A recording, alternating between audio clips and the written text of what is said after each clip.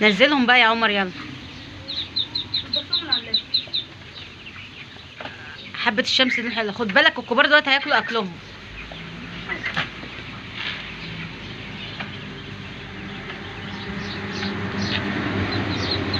بصوا طبعا زي ما انتم شايفين كده، بسم الله ما شاء الله، ده البط البلدي اللي فقس عندي. بصوا بسم الله ما شاء الله اهو، بصوركم بالنهار، الشمس بس ضاربه في الكاميرا اهو، بسم الله ما شاء الله.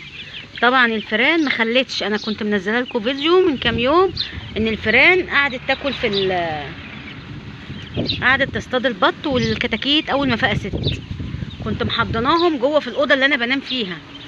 يعني بص انا مش عارفه اصلا الفئران ديت ايه، ده شرسه، فئران شرسه. جبت لهم لزق وجبت لهم سم وجبت لهم كل حاجه، برضو مش راضيين يجوا عليه. جبت لهم المصيده بقى والحمد لله دخل المصيده فار كبير جدا، ويا رب يكون هو ده اللي كان بياكلهم عشان نكون خلصنا بقى منه ومن قرفه. شويه الشمس دول حلوه ليه؟ بالراحه بس وانت بتنزلهم من العش.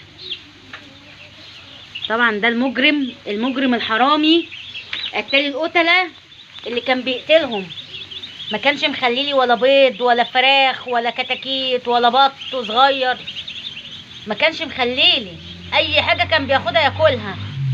زي ما انتم شايفين دخل قد المصيده اهو، شايفين حجمه عامل ازاي؟ قد المصيده، حاجه تقرف. يعني انا قرفانه منه اصلا، انا مش عارفه ده هتعامل معاه ازاي، يعني اموته ازاي ولا اعمل فيه ايه دوت. بص البط رايح البط عايز ياخد بطار يا عمر. سابوهم ومشوا. انتوا عارفين ان هو ما جاش، يعني حطيت له لانشون في قلب بتاع ديت المصيده، ما جاش عليها. حطيت له اكل تاني ما جاش عليها. زغلوله حمام صغيره ماتت عند عمر فوق، فانا حطيتها جوه المصيده، حطيتها بس كده وقلت ايه، وفتحت المصيده وقلت هو اكيد هيجي عليها، لان هو ما بياكلش الا الحاجات اللي هي الميته، الحاجات الصاحيه يموتها. يعني هو فار اصلا قذر، انا مش عارفه اوصفه بايه بصراحه. وفعلا دخل عليها اهو، دخل عليها وكل منها، وحاجه تقرف يعني. انا مش عارفه نعمل ايه في الفار ده بصراحه، يعني انا مش عارفه اقتله ازاي ولا اعمل فيه. انا مش هينفع اسيبه تاني بعد ما اتحبس. شايفين حجمه عامل ازاي؟ دول طبعا شايفين المنظر. مبسوطين هم دلوقتي. هاخد بطاركم يا حبايبي، والله هاخد بطاركم. بص ما صدقوا يا عمر يناموا في الشمس ازاي. اهو بص نايمين فاردين جناحاتهم ازاي. ايوه جو الشمس، حبه الشمس دول حلوين ليهم. طب انت يا عمر هتعمل ايه في الفار ده؟ هتقتله ازاي ولا هتعمل ايه؟ ما احنا مش عايزين نعذبه، احنا عايزين نموته موته مره واحده علشان نخلص منه ومن قرف. الهوا في ساعتها، شحنة الهوا في ساعتها هيموت. طب ما نغرقه في ميه وخلاص.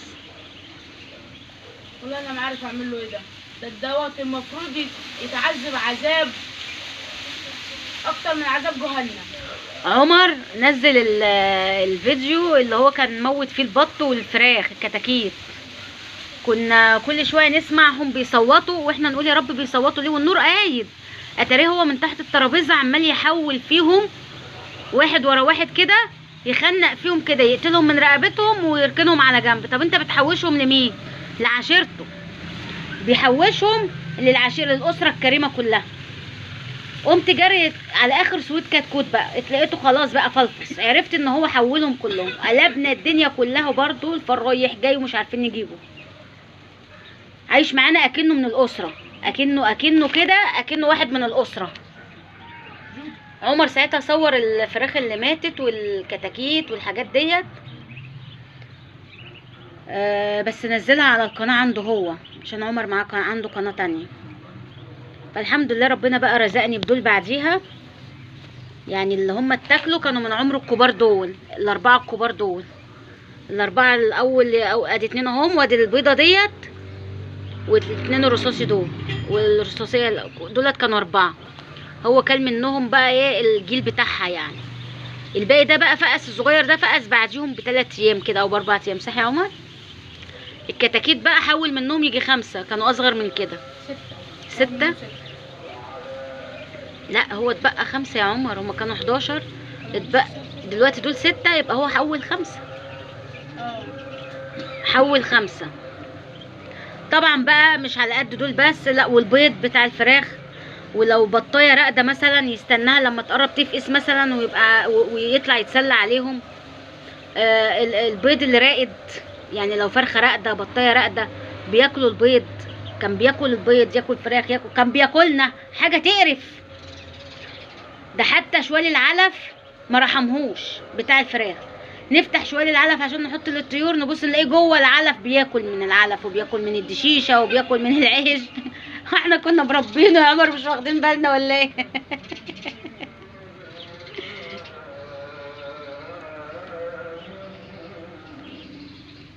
يبتليك بمصيبه يا بعيد عن اللي انت عملته فينا، يبتليك ده انا عايزه اخليك عبره، اخليك اخليك عبره لبقيه الفيران اللي زيك.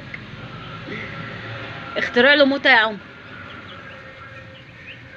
يا عمر والله حقنة هوا ونريح دماغنا. احنا مش ناقصين قرف يا عمر، انت تاخده كده زي ما هو تغطسه في الترع. نزله في الترع لحد ما يجيب اخره، ما يموت نبقى نطلعه من قلب المصيده، وتطهر المصيده كويس علشان ترضى تقفش فيران تاني، لان هما بيجوا يشموا. لو لقوا فيها مكان فيران قبل كده مش هيرضوا يخشوها، عشان هما اذكياء جدا، اذكياء بس في الخراب. الله يخرب بيوتكم يا بعض، ده انتوا فاحتين تحت الارض ولكنكم ارانب. بنربي ارانب احنا في البيت، ايه ده ولا ايه؟ عمال يبص البط ازاي؟ ده القطه جت الصبح وقفت قدامه كده ووقف لها كده وقال لها همه، القطه خافت وجريت. عمركم شفتوا فار القطه تخاف منه؟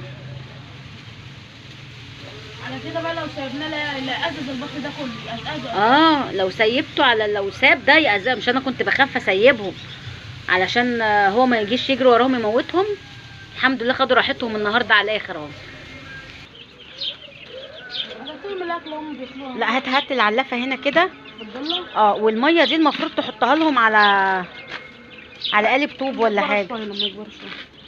ما علشان بيجي عليها تبني يا حبيبي، يكبر شويه. بيجي عليها تبني ما بتبقاش نظيفه. بس هم واخدين راحتهم ازاي بعد ما حبسنا الفار. باكلهم دلوقتي علف ناعم اللي هو 23 وفي ال 24، ولازم كل يوم حبه الشمس دول. حبه الشمس دول بقى ايه يعني ما شاء الله بتخليهم بقى ايه يفرفشوا ويفوقوا كده. بسم الله ما شاء الله، الله اكبر، اللهم بارك. هما كانوا اكتر من كده بس انا هديت منهم الاحباب يعني. وطبعا هو بقى الاستاذ فار كل منهم، فالحمد لله ان دولت اللي اتبقوا بس يعني، الحمد لله ربنا يبارك فيهم. بصوا انا هقفل معاكم بقى علشان نشوف هنعمل ايه مع الكائن المعفن القذر ده. استنوني بقى في فيديو جديد، سلام.